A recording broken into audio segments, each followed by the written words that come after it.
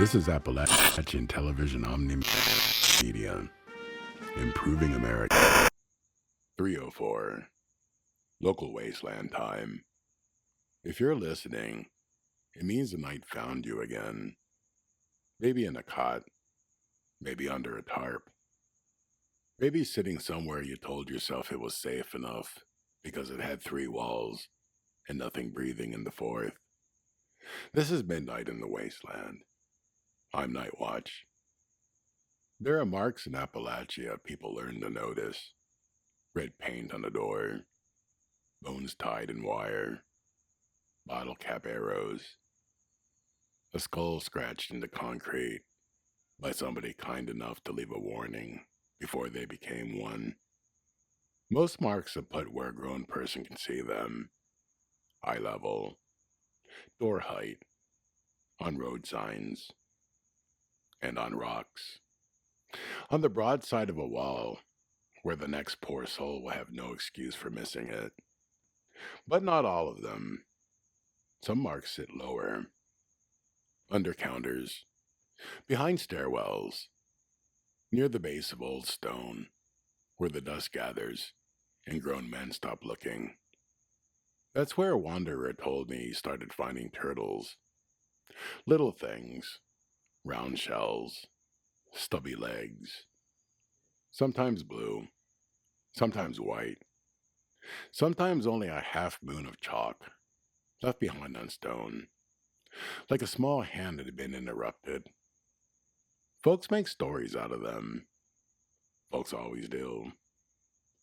Cult signs, agua warnings, old shelter codes, secret caches. Somebody said the marks pointed towards treasure.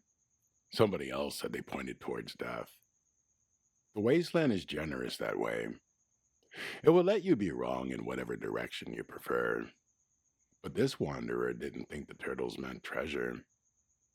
Not after he found the 3rd one. Not after he noticed how low they were.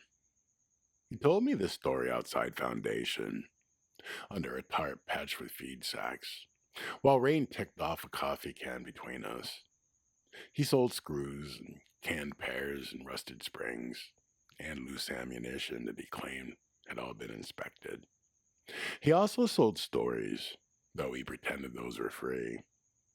This one, he said, came from an old vendor who used to know a prospector named Voss. Harlan Voss, or Harv, or Harl. The wanderer said the name shifted depending on who told it, but the turtles stayed the same. That was the part he kept coming back to. The turtles, low on the wall. Voss was a miner once. That was how the wanderer told it. Before the war, he worked seams under men who wore clean shirts and talked about production.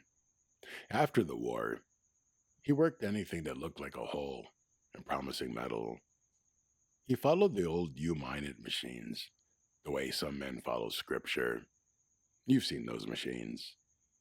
Bright little boxes, cheerful paint, still standing out there like the world didn't end, like all anyone needs is a claim token, a good attitude, and enough foolishness to dig where the paper tells you.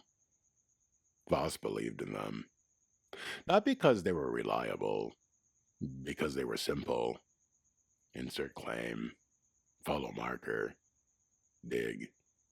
No prayers, no counsels, no neighbors, and no promises. Just dirt, stone, and the chance to find something under the ground that might be worth more than what you spent getting there. That was Boss. Lean old man, cough like gravel in a bucket, hands black in the cracks that no soap would reach, eyes that counted everything except mercy. He had a camp, but that moved where he moved. A bedroll, a pan, a cracked lamp, a pistol that needed cleaning, and a sack full of claim tickets spit out by machines that did not understand that there was no economy left to receive the ore. The wanderer said Voss found the boy inside a shelter, or under it. The detail changed depending on who was telling the story, but the chalk didn't. That was the detail the old vendor swore to. Blue chalk, clenched in the boy's hand like it was worth more than food. The boy was maybe 10, maybe younger. Hard to tell once hunger starts editing the face. He had a torn school shirt, a lunch pail with nothing in it, and that piece of chalk held so tight his fingers had gone pale around it. Boss asked his name. The boy didn't answer. Asked where his people were. The boy looked past him, towards the road, towards the sky, towards whatever place children expect adults to come back from. Nobody came. So Voss did what men like Voss do when they find something helpless. He decided it was his. No, don't make him a monster too fast. That's too easy. The wanderer said the old vendor was careful about that. Voss fed the boy, sometimes. Let him sleep near the fire, when there was a fire. Told him when to duck, when to climb, when to keep his hands out of places that might take them. That's the way bad men survive inside their own heads. They keep a list of the decent things they did, and read it back to themselves whenever the truth gets loud. Voss told the boy, "You'd be dead without me." The wanderer said that part was probably true. Voss told him, "You eat because I dig." And that was sometimes true. Then Voss told him, "You owe me." That was where the lie started wearing boots. Because after a while, the boy wasn't a mouth to feed. He was a tool. Small enough to crawl into drainage gaps. Light enough to send over cracked flooring. Quiet enough to slip through old service windows and open doors from the inside. Voss used him the way he used the U-Minute slips. A claim. A lead. Something the old world handed him that might pay out if he pushed hard enough. The wanderer didn't say it fancy. He just looked down when he got to that part, stirred the rainwater in the bottom of his cup. And then he said, "Small hands are useful to a man who stopped seeing a child as a child." Then he stopped talking for a while. That told me enough. The boy learned quickly. Children do, when learning is the price of not being left behind. He learned which cough meant Voss was angry, which silent meant worse, which hand held the pistol, which one held the belt, which tunnels had air, which walls sweated, which floorboards lied. And he learned to look for places Voss couldn't fit. That was his real schooling.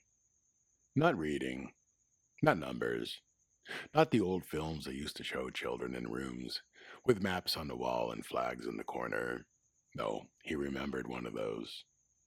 A turtle. A smiling little thing from some civil defense lesson, tucked deep inside his head, where the bombs hadn't quite burnt it out. Duck, cover, stay low, and wait. Adults had told him once that a turtle knew what to do when the world flashed white. So the boy began making turtles. Not big, not proud, not where Voss would notice. Low on the wall, behind crates, under counters, beside crawl spaces, near cracks in stone just wide enough for a child to fold himself into. The wanderer said Voss thought it was scribbling. "Stop drawing on everything," the old man told him. So the boy stopped while Voss was looking. That was another lesson. The first turtle the wanderer ever found was not in a place that any adult would ever mark. That's what bothered him. It was in an old mine office, south of the broken claim marker, behind a cabinet tilted away from the wall. He said he only saw it because he dropped a screw and bent down to find it. There, behind the baseboard, half hidden by dust, was a turtle. Round shell, 4 legs, no smile. That part bothered him too. People put smiles on symbols when they want someone else to understand them. This one wasn't made for someone else. This one meant, I can fit here. That's what the wanderer believed anyway. And once he believed it, He started seeing marks differently, not as directions, not as warnings, as possibilities. One turned up near a culvert, below an old road where a body could wait out the rain if the body was small enough. One was behind a broken Nuka-Cola machine, in a station where the ticket window still had glass in it. The wanderer said he didn't know if all of them belonged to the same boy. He wasn't a fool. The wasteland steals symbols the way it steals everything else. But some of them, he said, had the same hand, same height, same nervous curve where the shell bent down too fast on the right. Voss followed door. The boy followed exits. Voss saw seams, scrap, lead, copper, and ultrasight rumors. Claim tickets printed by machines that kept smiling through the collapse of man. The boy saw gaps, holes, corners, loose floorboards, and low passages. Everywhere he went, the wanderer said. The boy must have been asking the only question that mattered. Could I hide here if I had to? If the answer was yes, a turtle appeared, low on the wall. There was one, he said, at Lucky Hole Mine. That's where the stories get muddy. Lucky Hole has enough shadows to make any mark look guilty. People see something there and start dressing it up before they know what it is. Cult sign, monster sign, Ogwa sign, shelter sign. Maybe some of those marks are those things. I don't know. Appalachia is old enough to have more than one answer scratched into the same wall. But the turtle the wanderer described was down near the floor, behind rotten timber, where a man could never get quite a glance. Not painted wide, not for travelers, not carved high, for warning. Low, blue, almost gone. Beside a crawl space that passed behind a fall, and came out near a shaft the main tunnel didn't show. That was the first time the wanderer said he wondered if the boy had almost made it. Almost. The word has teeth. The old vendor told him Voss once came into camp near there, with his knuckles split and the boy walking 3 steps behind him, wearing a shirt torn at the collar. Nobody asks questions. People are proud of the questions they ask in stories. Less proud of the ones they swallowed, when asking might cost them sleep, or business, or blood. The vendor remembered the boy looking back towards the mine. Not crying, just looking. Like something in there still belonged to him. The wanderer said he thought about that look when he found the turtle. Thought about that crawl space. Thought about how close a child can come to freedom, and still be called back by a voice that has trained his fear to answer. Some fears don't chase you. They teach you to return on your own. The one at the Palace of the Winding Path came later, or maybe he found it later. The order gets slippery with stories like this. The palace always had a strange quiet to it, even after the war. Even with the wind whirring the stone, and the old retreat halls open to the dust. It was built for peace, or something people called peace, when they had enough food to sit still and think about their breathing. Voss would have hated it. That's what the wanderer said. Silly place. He imagined the old man saying, people hiding from work. Maybe he did say it. Maybe that's just a sort of sentence men like Voss leave behind, even when no one remembers the exact words. The wanderer found the mark behind a cracked meditation bench. Not out in the open. Not on a sign. Not where tourists used to walk, or pilgrims used to breathe quietly and call that peace. Behind the bench. Low on the stone. A turtle drawn in blue. So faded, it looked more like a memory than pigment. And beside it, one little line pointing out. Not in. Out. He said that was when the story stopped feeling like superstition. The mark wasn't telling a stranger where to go. It was telling a child where he had been able to leave. The wanderer didn't know if the boy drew it while Voss slept. Don't know if he drew it while running. Didn't know if Voss ever saw it, but he knew this. A grown man would not have put it there. A grown man would not have thought to look there. And a grown man would not have needed to find a way out, being so low. After the palace, the old vendor said Voss started watching the boy closer. Not because he understood. Men like that rarely understand until understanding can no longer help anyone. He noticed the chalk was shorter. That was all. Not the marks. Not the map. Not the private country the boy had been building one low wall at a time. Just the missing chalk. Wasting it, Voss said. The vendor swore to that line.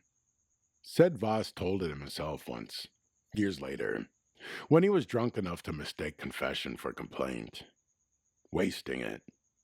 The boy said nothing. Voss took the chalk away and put it in his coat pocket. The wanderer said that was the part that made the old vendor angry. Not the worst part. Just the one he could not let go of. Because chalk is nothing. A little blue nub. Dust in color. Barely worth bending down for. But hope doesn't always come wearing armor. Sometimes it fits between two fingers. Sometimes it's small enough for a bad man to take away, without even knowing what was stolen. The next day, Voss led the boy towards another cut in the hillside. Old prospect tunnel. Bad timber. Wet floor. The kind of place that makes a lamp flame nervous. There was a sack of wedges past a fall, or a toolbox, or a sample case. The details changed. What stayed the same was the gap. Too tight for Voss, wide enough for the boy. Voss told him to crawl in. The boy didn't move. Voss told him again. Then softer. The wanderer said that was probably how the boy knew the danger had changed shape. Outside, the wind moved through the trees. Inside, the tunnel breathed cold. The boy looked at the gap, looked at Voss, looked at the coat pocket where the chalk was. Then he ran. Not far. Children don't run like heroes. They run like thrown stones. Hard, blind. Towards the first thing that looks less terrible than what's behind them. Voss grabbed for him, caught cloth, and then he lost it. The boy slipped out of his torn shirt and went to the brush, bare-armed and fast. Voss followed. For an old man, he moved well enough. Anger can lend strength at ruinous interest. He shouted the boy's name, then promises, then threats, then the kind of begging bad men do when property starts becoming a person. The boy didn't answer. That part, the wanderer said, the old vendor always told with both hands flat on the table, as if holding something down. Voss searched for 3 days. That was the number the old vendor gave. 3 days through rain, brush, old service roads, and claim sites. And places where you mine it tickets turned into pulp in his pockets. He shouted until his voice broke. He even fired the pistol once into the air, then once into a door. Then, not again, because ammunition has a way of making men practical. On the second day, he found the turtle at Lucky Hole, low in the wall. The vendor said Voss stared at it a long time. Maybe that was where and when he understood he had never really known what the boy was drawing. Maybe not. Understanding is not redemption. Sometimes it's just another room you have to sit in. On the third day, Voss reached the palace. That was how the vendor told it. Maybe he followed the boy there. Maybe he followed the old marks. Maybe he simply knew the sorts of places small frightened things look for when the world gets loud. He found the bench, the service gap, the turtle, and the little line pointing out. There was one more thing, the wanderer said. Under the mark, scratched into the stone with something harder than chalk, were 3 words. The vendor said Voss read them once, and sat down on the floor. He just sat there, an old miner in a place built for peace, staring at a child's handwriting that told the truth better than any grown man could. He can't fix it. That was all. Not, I'm safe. Not, I got away. Not, help me. Just, he can't fix it. The Wanderer said he didn't know if the boy wrote it. Maybe someone else did later. Maybe the story needed those words so badly, it grew them. Stories do that. But the turtle was real. The gap was real. That line pointed out. And Voss, according to the old vendor, never spoke with the boy again without rubbing the inside of his coat pocket where the chalk had been. What happened to the boy? That's where the story thins. Some say he made it north. Some say a woman at a farmstead saw a child with no shirt and blew dust on his fingers, steal 2 carrots, and vanish under a fence. Some say he reached Foundation years later under another name. Some say winter got him. People don't like unfinished stories, so they keep trying to nail boards over the old open parts. I won't. The truth is, I don't know. Night is full of children who get away from one danger and walk straight into another. It is also full of children who lived because they were small, quiet, and smarter than the people who thought that they owned them. I hope he lived. That's not evidence, just hope. We're still allowed to have a little bit of that, even out here. As for Voss, the machines kept printing claims. That's the part that bothered the Wanderer. Not Voss. Not only Voss. The machines. Standing in the weather. Paint fading. Lights flickering. Still offering the little jobs to anyone desperate enough to believe the ground owed him something. Insert token. Receive claim. Follow marker. Dig. The old world is full of things that could keep working long after the purpose had rotted out. Men too, I suppose. Voss followed claims for another season. Maybe 2. Then he stopped showing up where men like him usually show up. No body. No grave. No final confession wrapped up neat for people who prefer that the darkness be labeled. Just one more absence amongst many. But the turtle mark stayed. Low on the wall. Too low for treasure hunters staring straight ahead. Too low for raiders painting threats. Too low for men who only notice a place where they can use it. That was the boy's advantage. He had learned that safety does not always mean a locked door or a loaded gun or a grown voice telling you where to stand. Sometimes safety was a gap behind a bench, a pipe under a road, a space inside the wall where the person chasing you couldn't follow. Sometimes safety was being small enough to be overlooked by someone who thought overlooking you made you look weak. People still argue about the turtles. I imagine they always will. The Wasteland loves a symbol because symbols don't bleed when you handle them. Call it a cryptid sign and you get a monster story. Call it a shelter mark and you get a civil defense story. Call it a treasure code and you get men with shovels digging holes where no one asked them to. But some marks are not for us. Some marks were made by a child trying to remember where he could disappear if the man who fed him became worse than the dark. That is a hard thing to fit inside a campfire story. Harder than monsters. Monsters are convenient. They let us put the teeth outside ourselves. But men like Voss are never rare. The war did not invent them. It just gave them more places to hide what they were. The boy knew that. Maybe not in words. Children often know things before they have language big enough to hold them. So he made his own language. A turtle. Low on the wall. A small shell for a small body. And a world that kept telling him to make himself smaller. Duck. Cover. Stay low. Wait. And when waiting was not enough, crawl out.